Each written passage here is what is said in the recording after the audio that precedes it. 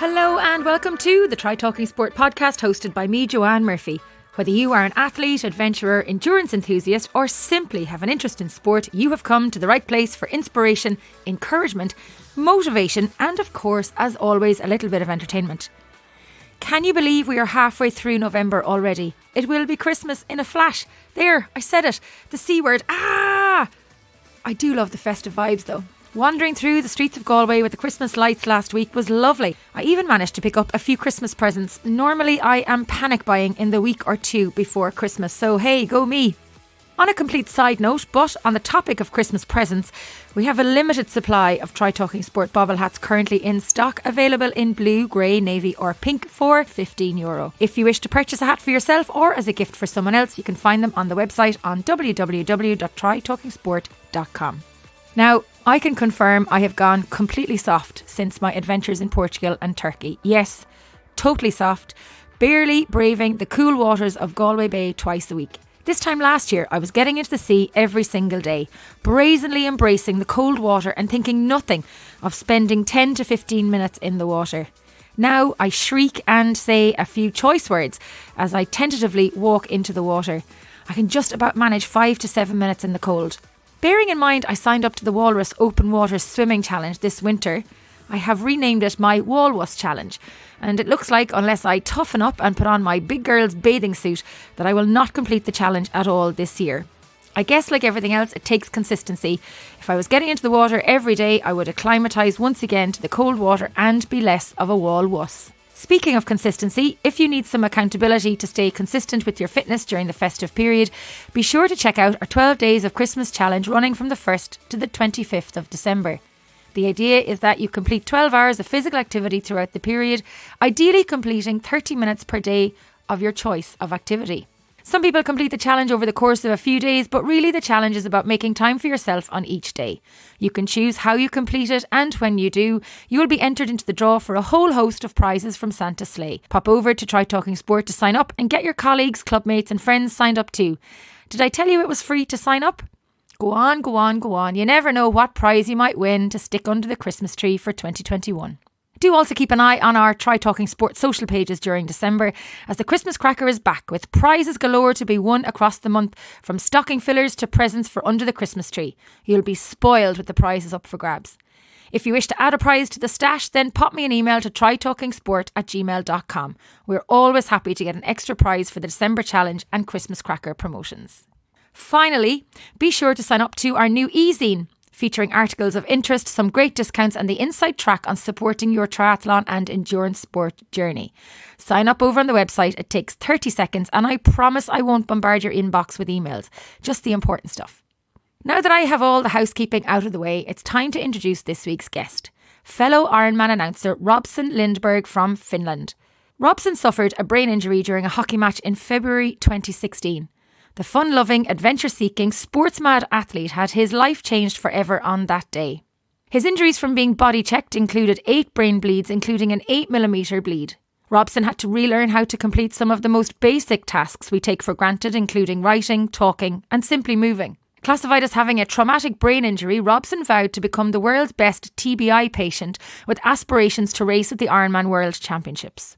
It has been a difficult journey physically, emotionally and mentally, and despite some of the medical professionals giving him little hope of ever returning to a normal life, Robson has defied the odds to pursue his passion for sport and his insatiable appetite for life, crossing the finish line of Ironman Portugal in October 2074 days after his world almost stopped turning. I met Robson in Cascais and was fascinated by his story, tenacity and sheer determination to never give up. We hit it off straight away, both of us full of chatter. Well, that is what happens when you put 2 announcers at the one table who had never met before. Paul Kay and DJ Dane Lee barely got a word in at the dinner table that night, honestly. Sometimes inspiration can come into your life at the most unusual of times and in an array of situations. And I know, it's such a cliche to say, but Robson is the epitome of anything is possible. And although we only scratch the surface of what his road to recovery has been like in this chat, this is a super episode of the podcast. If you, like me, are fascinated by his story, be sure to check out his 8mm squad on www.8mmsquad.com. Now, go grab a cuppa and enjoy the show. Robson Lindberg, welcome to the Try Talking Sport podcast. I think you are my very first guest from Finland, and also the only other announcer that's been on my show is Mike Riley. Wow. Thank you for having me. I mean, okay, cool. So Finland, we don't have polar bears in Finland, even though people do think so, just to, crush a myth. Anyway, yeah. But it's funny because you weren't supposed to be in Portugal, were you?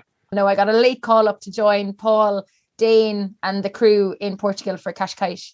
Because I wasn't supposed to be in Portugal either.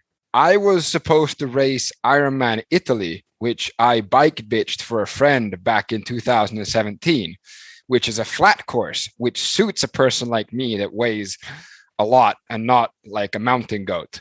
So fate, it's all good. It's all good. So before we get into talking about your life in sport, how did you become a race announcer? That is a story I love to tell because I have a bachelor's in economics, and I sold software, but then I got injured and I couldn't compete. And in 2018, we had the first 70.3 in Finland under the IRONMAN brand. And I told a friend that knew Antti, who is the husband of Tiina, who's the IRONMAN Finland nowadays person. Antti called me up like 6 weeks after I told my friend that, if they need anyone in English that knows English, just, call me. And he called me up and he said, Antti's an awesome guy. He's survived leukemia twice. So he doesn't have time for these normal pleasantries. So he went, hi, it's Antti. I can't put you on the national broadcast feed for Ironman Lahti, but I'll put you on the ironman.com live feed and you're an expert commentator. And I went, okay. And he went, good. So that's that. And I'll see you. And I went, wait, what? When's the race? And he went, the race is on Saturday. Come on Thursday. And he didn't ask me if I had any experience. He didn't ask me if I've done it before. He did not ask me if I thought it was a job, because I didn't think it was a job. I thought I was doing it pro bono. And suddenly it's Thursday before the race and we're sitting in a production meeting and they were like, so quickly go around the table, who has most experience and who has least experience of TV work. And someone went, well, I've got 4 years. And they went, oh, okay, yeah, you're the rookie. And one guy went, well, I'm basically retired, but 36 years. And I sat there and I went, I think, it's minutes for me. And suddenly I was interviewing everyone, the pros, the sponsors. And suddenly I sat in the studio and they went, action. And I had prepared for 30 hours. I actually watched Formula One races and saw what the listened to the expert commentator, and I wrote down stuff. I was like, okay, he's talking about tires. Okay, that's good, And then after the first 3 pros had come over the finish line, I actually went out to the finish line and I asked Till Schenk if I can help. And he said, well, yeah, Aki over there is doing something with the sound and, you can come announce. And I announced. And then after half an hour, he asked me, how long have you done this? And I said, 29 minutes. And he went, yeah, but like in general. And I said, yeah, 29 minutes. That's my aggregate, experience. He asked me how much, what's my per diem. And I said, I literally looked up from the microphone and I put it down like this. And I went, so wait, you get paid for this? And then suddenly I was in Tallinn, and then I met Mats from the European office. And then, yeah, that's how I got into announcing. The rest is history. Yeah. A baptism of fire. Yeah. So kids, you do not need an education for your work. No, you do. You do. You just need to be able to talk and tell stories. Yeah. Well, and it's funny because I remember sitting in the train going home from Lahti, and I felt so content. And I remember talking to my mom, and I told my mom that if I never ever get an announcement gig again, I'll be happy for the rest of my life anyway. it was like this calmness that I'd found, like I fitted in somewhere, you know? What year was that, Robson? That was 2018. One of the reasons I have you on the show isn't because you're one of our race announcers for Ironman. It's actually because I was so intrigued by your story when I met you in Cascais. We went for dinner on one of the first nights that we were there with Paul Kay and DJ Dane Lee. And I got the first glimpse into a life with a traumatic brain injury. I was intrigued with and fascinated by, and I was so in awe of the fact that you were taking on a full distance Ironman when I heard that you had been through so much. So rather than me try and talk about your story, I want you to tell me what happened on the 8th of February, 2016, and how your life has evolved since then. So to make a long story short. And now I do know we all talk an awful lot. So yes, keep it to like, maybe 10,000 words for the next 20 minutes. That's what I'm going to say. To make a long story short. It's actually bad when you have two announcers because we can go up. We get paid to go on for 20 hours. Anyway, I was doing what I love, which is sports. Sports has been like, I've lived in 5 countries before I was 11. And sports has been the way I communicate with people and the way I communicate with myself. And I was playing ice hockey and I got checked shoulder to shoulder. And my skates flew up towards the ceiling and my head hit the ice. And I was unconscious for 3 minutes. And well, I got sent home from the hospital. But what basically happened was that my brain shook inside my skull and my brain lobe shook independently. So 12 weeks after that, we found out that I had 8 brain bleedings and whiplash. I'm missing 20% of my corpus callosum and I've got a brain bleed in the front right lobe, which explains why I had to learn how to basically live, or like I had to learn everything again. But maybe the most tangible ones are I had to learn to crawl and write again. So yeah, I'm diagnosed with moderate to severe brain damage. And that's yeah. Moderate to severe brain damage, sent home from the hospital, and it took 12 weeks for them to realize the impact of the damage that had happened.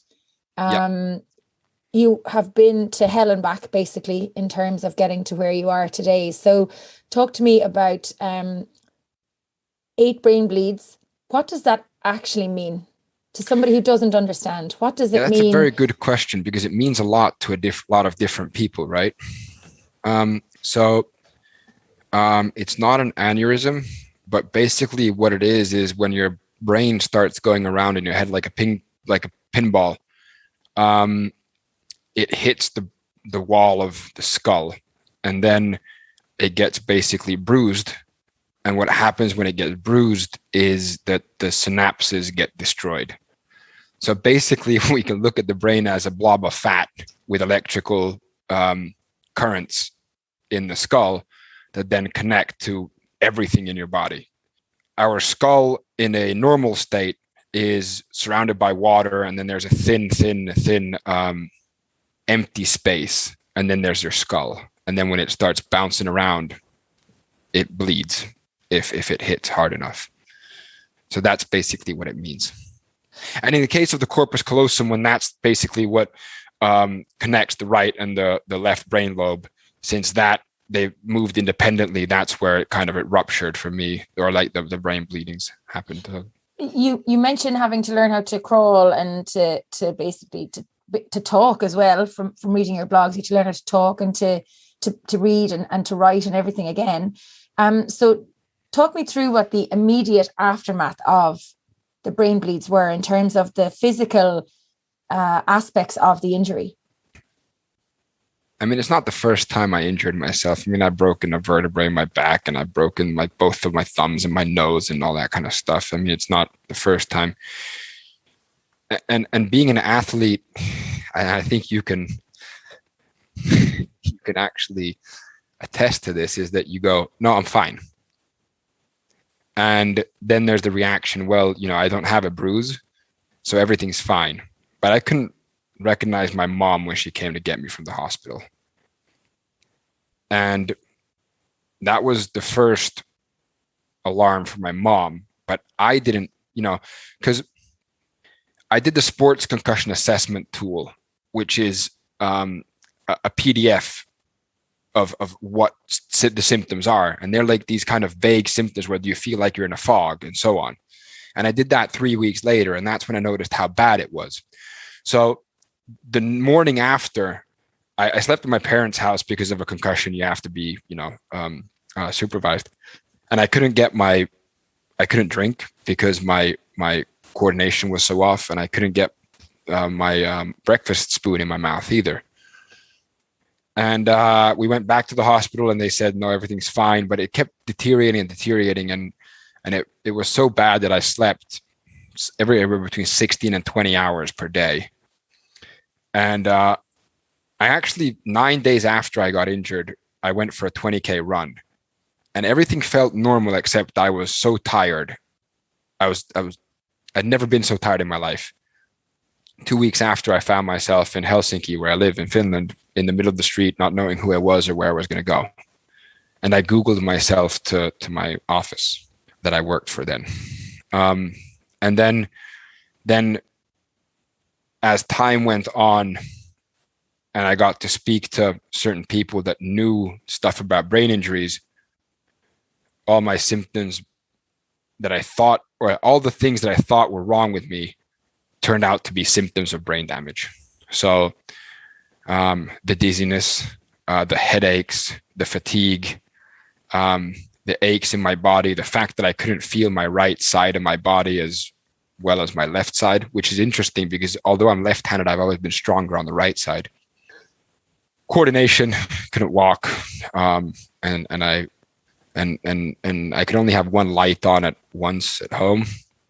I had a huge panic attack when I went to the grocery store because there was so much color in the milk section. And all these people around you, and yeah. And then for like the first 3 weeks, I slept 20 hours if I just could. And then after that, it kind of turned like a light switch, and I only slept 1 hour or maybe an hour and a half, 2 per night, because the central nervous system is fixing itself, so it doesn't allow you to sleep. So that's kind of what it meant. I went from being a huge extrovert to an introvert. Yeah. And how did they finally diagnose that you had a brain injury? So I did a CT scan, and that showed, to quote them, a change somewhere between the skull and the brain. But they said that had gone away the day after. And then I knew something was off all the time. I just knew it. And luckily, one of my dad's friends' son, who I also know, is an orthopedic surgeon, and he put me in contact with a bunch of, or two key people. And I went to one of these guys. He was a neurologist. The other one was a physical therapist, and the other one was an osteopath. And they're like kind of the holy trinity. I mean, people come from the NHL and they come from the KHL and everywhere around the world to meet these guys in Finland because they're so good. And I went to the doctor, to the neurologist, and he told me that we need to know what is wrong with you. So we need to put you in an MRI scan. And he said that what I'm going to do now is I'm going to write a plan. And if I write a plan and sign it as a neurologist, they have to take this into account. And this was the private sector, and I was being treated in the public sector. And then I went with this note to the brain damage clinic in Helsinki, brain damage and rehabilitation clinic in Helsinki. It's a very uplifting name. And that neurologist looked at that piece of paper, and he almost verbatim, he said, okay, so you're one of those guys that knows better than us. And then he went, fucking fine, we'll just do it. And then they scanned me, and that's when they found out the extent of the damage. And I remember I went into the MRI scan, And at that point, I kind of knew I couldn't write.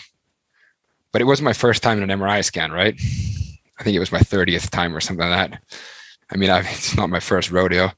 And I went in, and the nurse gave me the form to fill in, you know, are you pregnant, and do you have tattoos and any metal in your body, and so on. And I told her, I said, look, how about we just speed this up? So you write down what I tell you while I change. And she was like, what? And I said, yeah, I know that form by heart. And I just read everything to her by heart. And it was because I was so ashamed that I couldn't write. So I kind of forced her to write. And then when I got in the MRI scan, she said, okay, well, you know, what's going to happen is we're going to put you in there for an hour. And then I said, I want to listen to this radio station. And she went, fine. And then afterwards, she said, okay, well, the doctor will call you, but, you know, there's anything wrong ever with these things.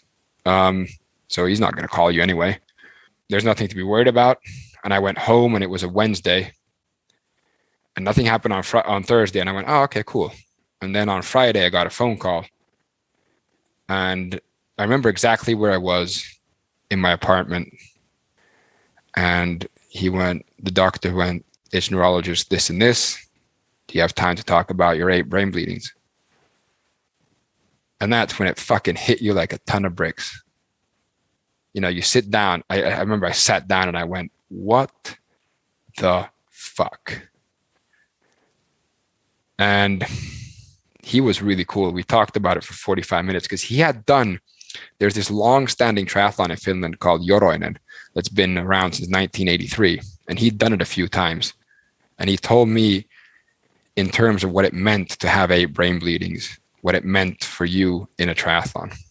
You know, he went bleeding by bleeding, point by point, and just said that, you know, you're going to have trouble processing information. You know, you're going to be stronger on the other side.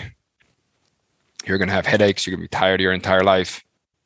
In a very calm, sophisticated, and educated way, without being Dr. Doom, he was conversational. He told me to basically just pack it in. He said that people don't come back from this. And I said, fine. You know, that was his point of view. And then he said something like, well, at least it's very hard. And I said, okay. And I thanked him, and then I hung up. But I'd already started the process. I mean, I already decided to become the world's best traumatic brain injury patient and to win the world championships in Ironman. So that was just another piece of information. I had learned to write by that point. I taught myself to write.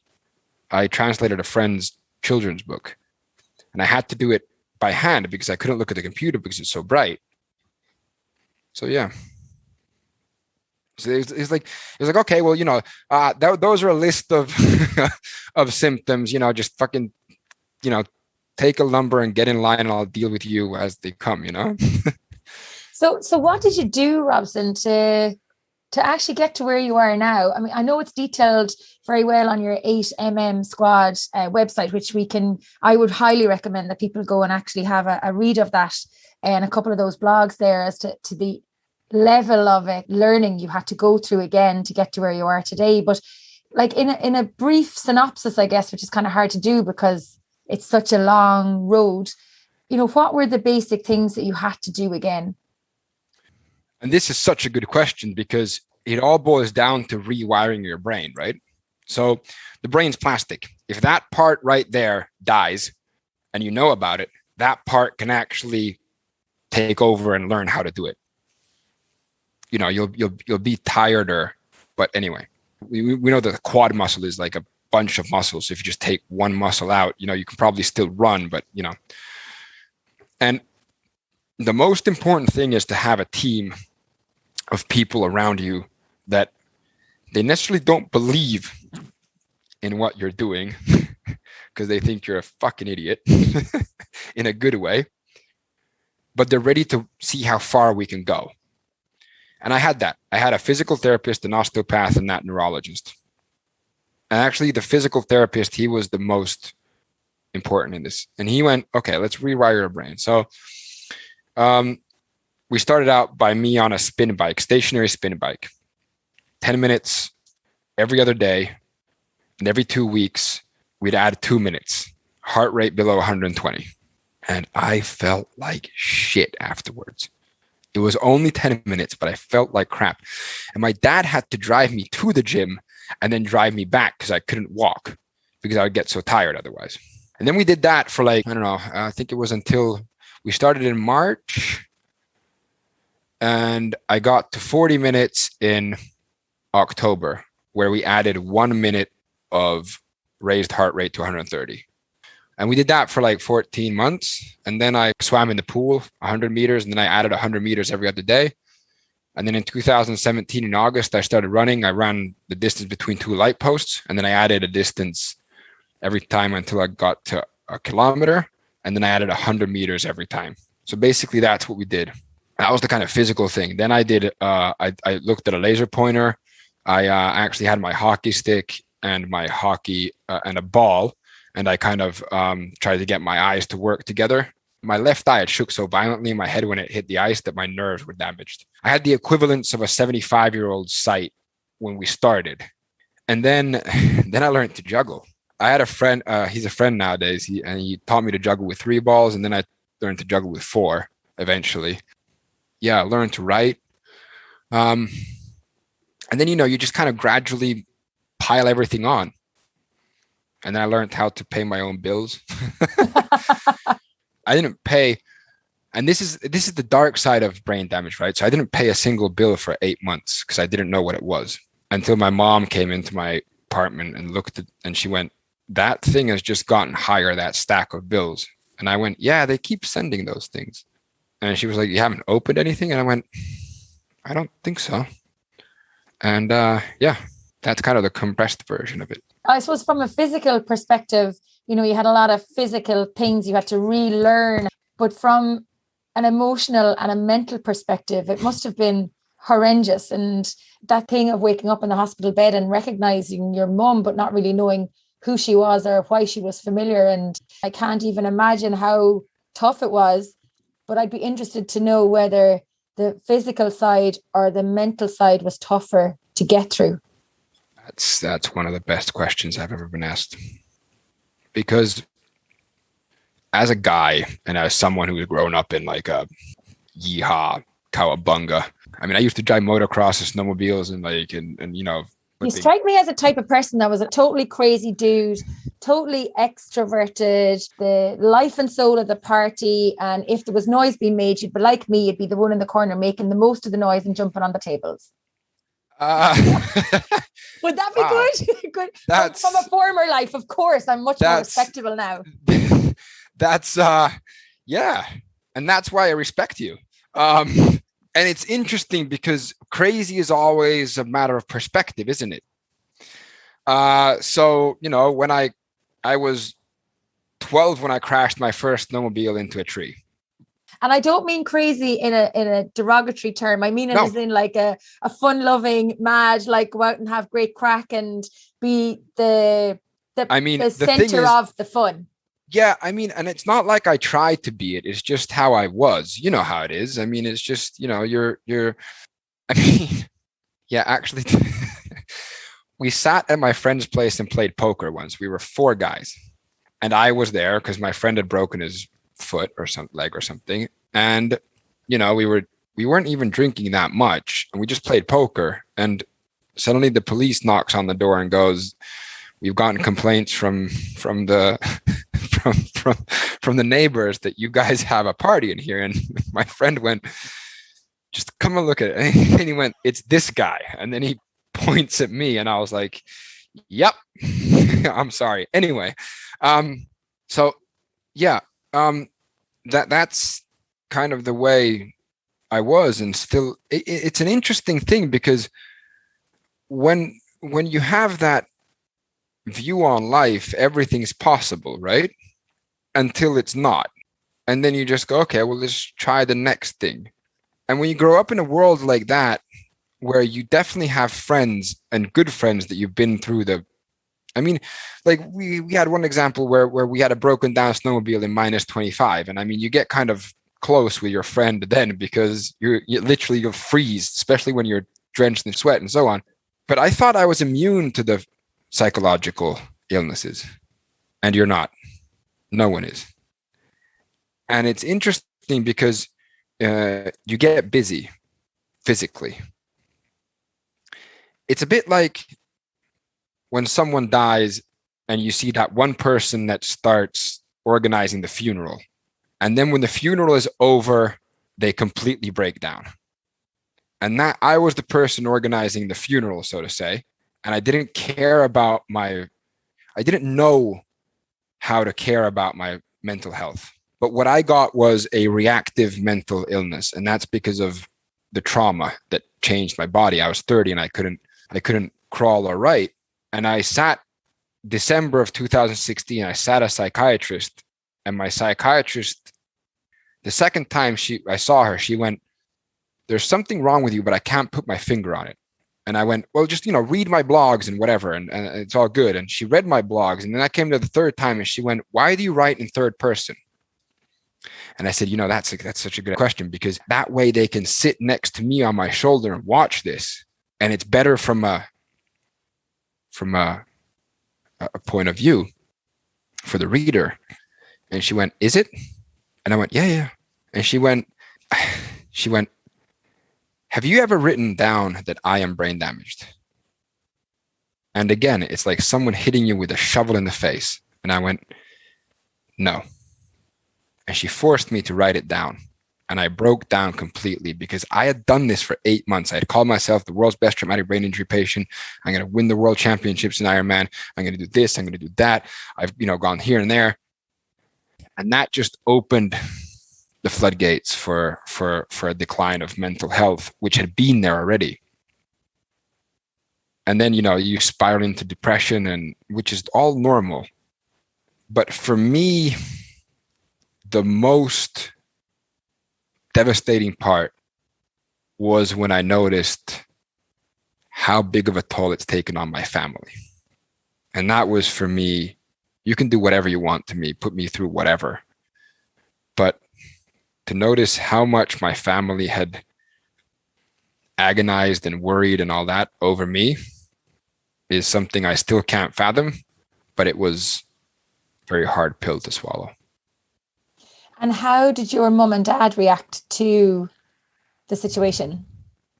Initially with the brain damage and the injuries, and basically going back to almost being a baby and being nearly 100% reliant on them.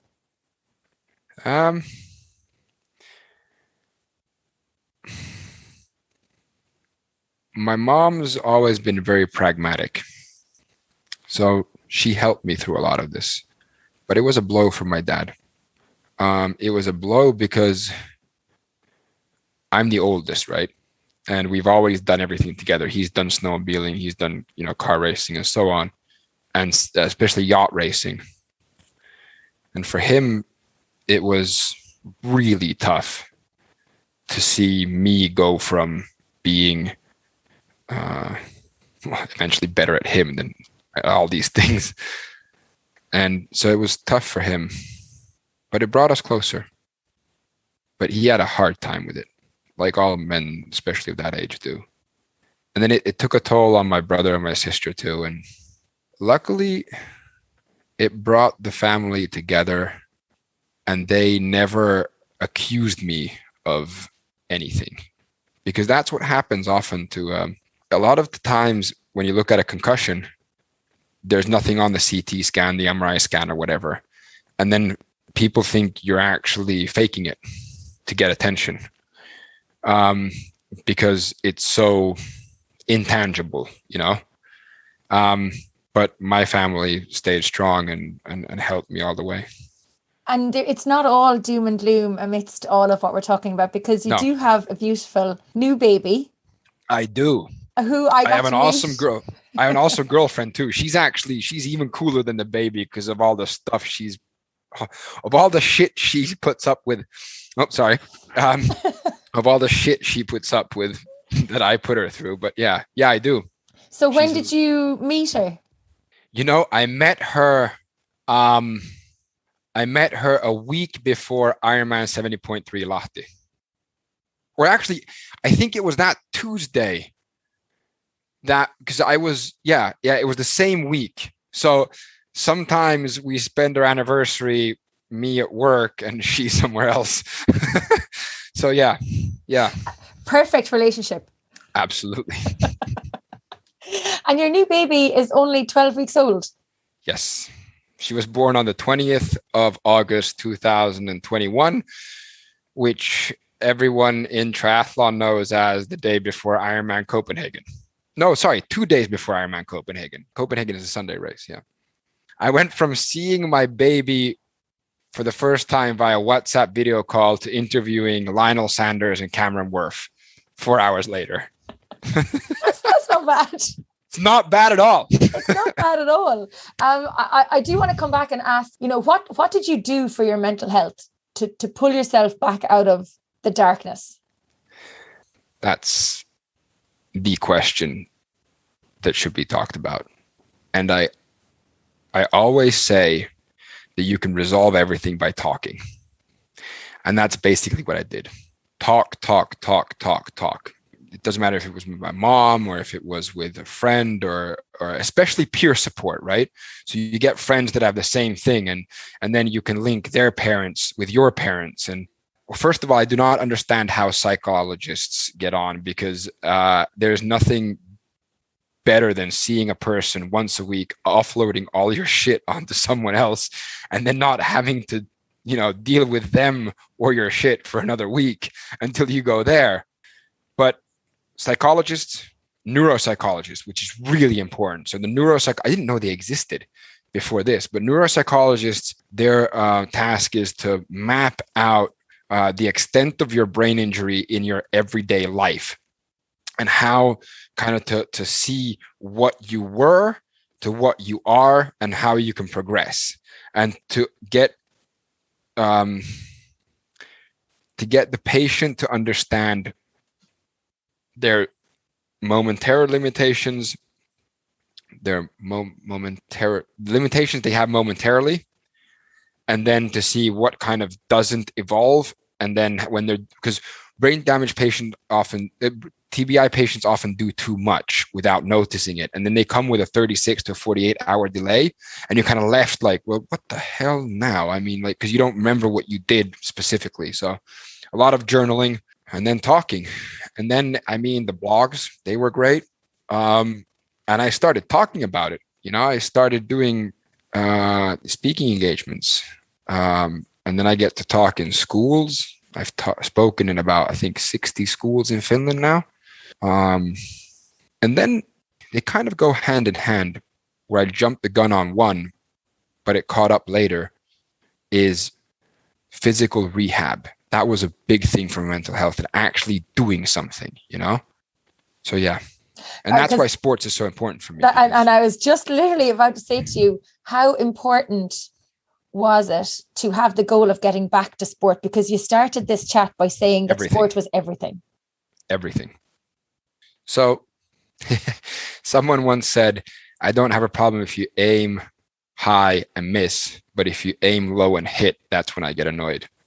And also I've heard this very cool thing, which I try to remember to say it in school, but don't be upset with the results you don't get from the work you didn't do. So I basically put my life on hold for 2,074 days because that's what it took me from 2016 in February to Ironman Kashkaish. And I just went, fuck it. I'm going to put all on. Actually, since it's Ironman, it's red and black. But, I'm going to put everything on red in the casino and just going to see if this thing works. And then Jeff Bezos said it really well. You kind of want to project yourself to being in a rocking chair when you're age 80. And if, do I regret not doing this? And I'd regret doing it. And then it becomes this, it's a game. It's a game. It's like, okay, well, now we've got the writing nailed. By the way, my handwriting is still terrible, but that's a different thing. Then we got, okay, so now I can do 20 minutes on the bike. Now I can do 40, and now I can do that, and now I can do that. And then you kind of piece it together, and then the people you meet on the way, and yeah. The road to Ironman Cascais, how did you get there?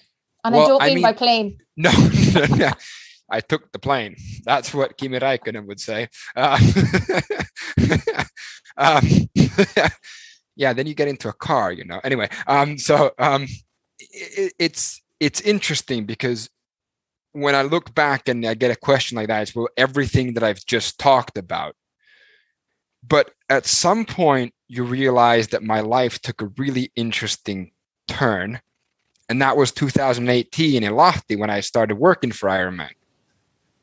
I still couldn't believe I would work for them anyway. But then in 2019 in October, that's when I got the green light from everyone, including Stina, to actually do an Ironman. Stina being your long-suffering girlfriend. Yes.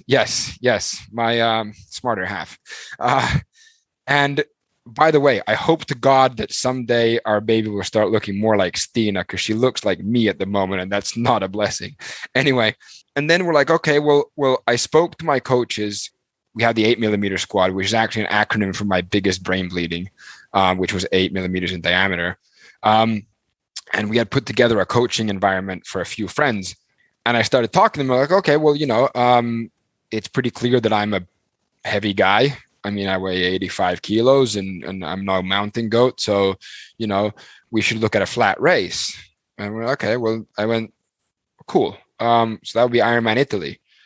Because I've been there, I can visualize everything. I can visualize the start. I can visualize the bike. I can visualize, I know there's this certain place where I still have it in my head. I'm going to do it someday.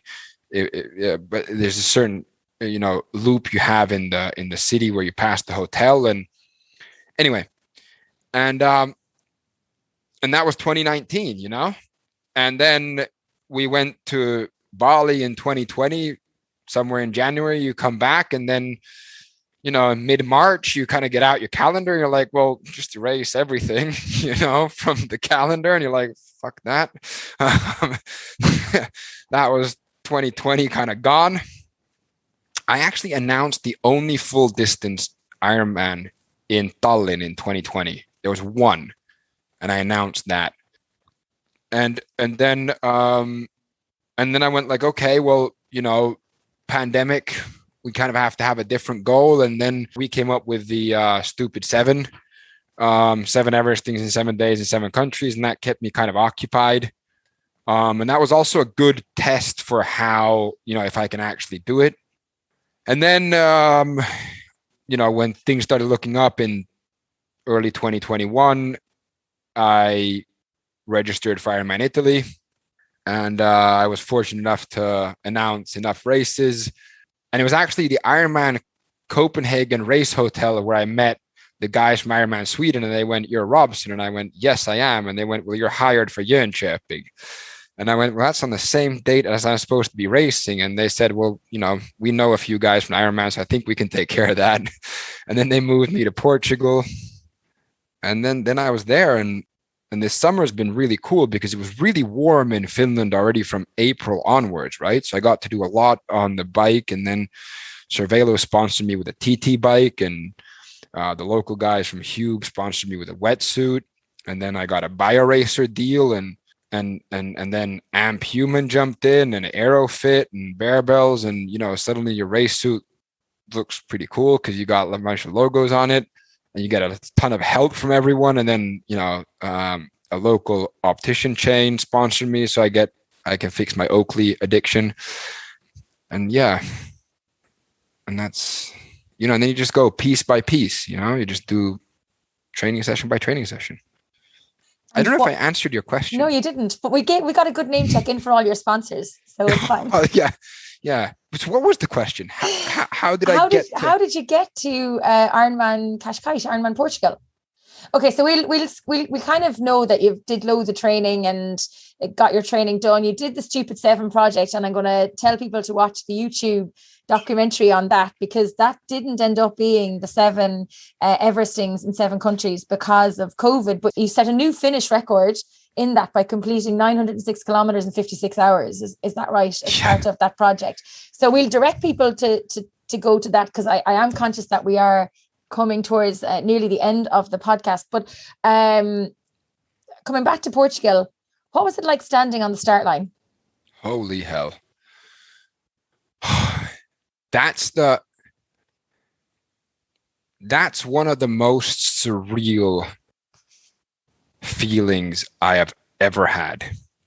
I had one goal with all my training, and that was to work with people that get me to feel calm on race morning, because with the coaches I have, I know that I've done enough. And it's interesting because Joanne, I'm an announcer, and guess what I did? I misplaced my timing chip. Your timing chip must go on your left ankle. Don't forget your timing chip. There's video of me putting it on, being a snotty little idiot, going, I'm preaching what I'm doing what I preach. And then I put it in my back pocket of my tri-suit. And then I thought I lost it until I came out of the swim and I found it. Anyway, race morning, you kind of just stand there and you go, fuck, I'm here. And then you go, this has gone so fast. And then you go, whoa, wait a minute. It has not. It's been hell and high water. And then suddenly I kept hearing Paul's voice. And I went, I need to say hi to Paul. And I climbed up on the stone wall and I saw him, and for some reason, I saluted him. Dane saluted me, or first Dane and then Paul. And then I stood in the 1 hour to 105 section. I think 105, 110. Anyway. And I know that as soon as the gun goes off, a switch flips in my head. And then it's kind of like go, and then it's a different mental state I'm in. But I cried. I stood there and I saw kind of my goggles fill up a bit, and I went, here we go. Fuck. Everyone has that reaction though. Yeah. Even the announcers. Yeah, I know, but I went, fuck, here come the emotions. Just whatever. And I'd been emotional 2-3 weeks leading up in training. And it just felt like a huge relief, and I felt like I was ready. Did you feel like you had nothing to lose and everything to gain by taking on that race? Oh yeah. I mean, I'm a bit competitive. Really? Yeah, I might be. I raced my toothbrush for 2 years. Yeah, I was supposed to know when it's time to switch. When the timer goes without looking at anything, I was supposed to click my fingers. It took me 2 years to, anyway.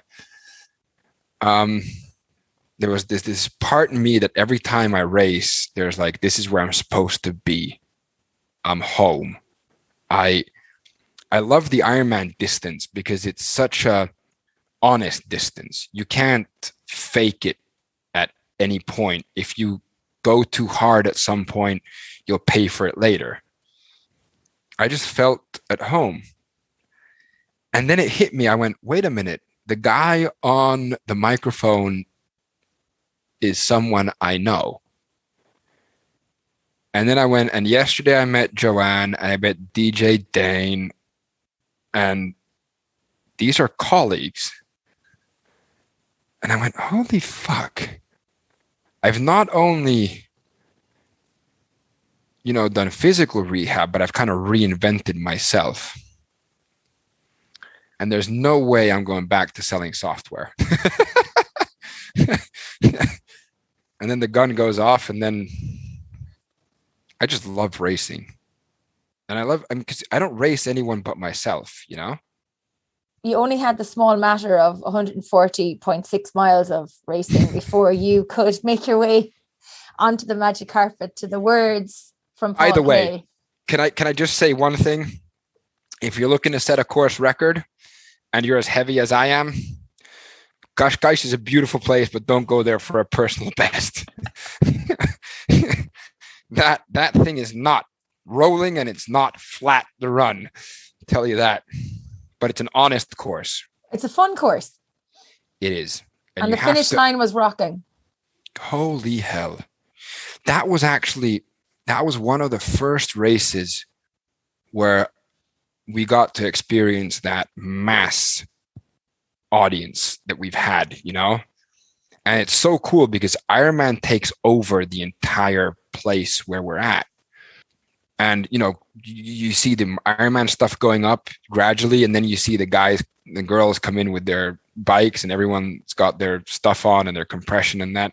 And then the families start coming in, and then the locals, and yeah. So yeah. And then you get to the finish line. And that's when I lost it. I kind of lost it in the downhill already. So I got superstitious suddenly. The last aid station was at 41.5 kilometers or something. And at 40 kilometers, I went, I got this. Okay, that was the first time I thought, I got this. And then I went, you know, whatever, let's just go. I don't have to stop at the aid station. I'm just going to go. And then when I came to the aid station, I went, wait a minute, don't get cocky. So I had some water and everything. And then I came to the magic carpet, that red carpet that I've been on so many times. And I went, wait a minute, that's sacred ground. And I'm not sure if I'm allowed to step on it. And I felt like I had to, you know, do something. And I went, well, I kind of earned it because I've done the race. And I started the morning by saluting Dane and Paul. And I come down and I hear Paul talking and Dane actually playing the song I chose, AC/DC, for those about to rock, we salute you. And I just stopped in front of the carpet, which is a big gamble because you might not be able to start running again. But I just stopped and I saluted. And then I felt, okay, now I've honored the finish line. Now I can step onto the carpet. And then the waterworks started. I just lost it for 15, 20 minutes straight. I just cried my eyes out. But you are an Ironman. Yeah. And considering the 2,074 days it took from the date of the injury to crossing that finish line, what are you most proud of and most grateful for today? All the support, because you can't do it without that. And that, it just always makes me, you know, you just because no one can do anything alone. And I mean, I wasn't in the country when our daughter was born, and my family have put everything aside, you know, to take care of me. I mean, my dad would drive me anywhere at any hour. My brother came to get me once from the hospital where I was suicidal at like 11 in the night, and they have families and stuff to do. I had a doctor believe in me in another town in Turku in Finland, a physical therapist over there, the osteopaths, just the people that said that, look, we know how much trouble it is because my insurance company didn't compensate me because I had to sue them to get compensation. So for the first 2 years, I got, you know, a lot of treatments for free,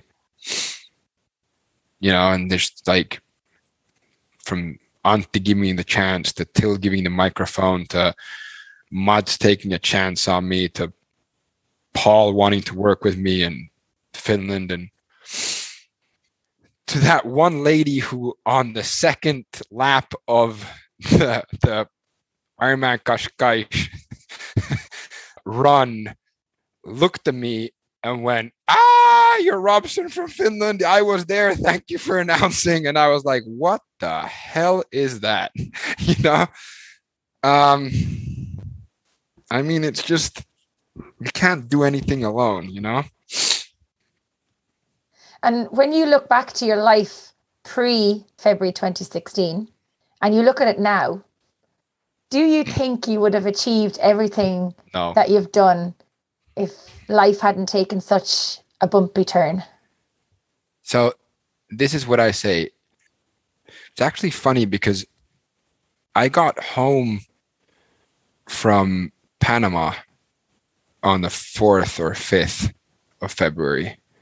And then I think it was on the 8th when someone asked me what I want to do in life.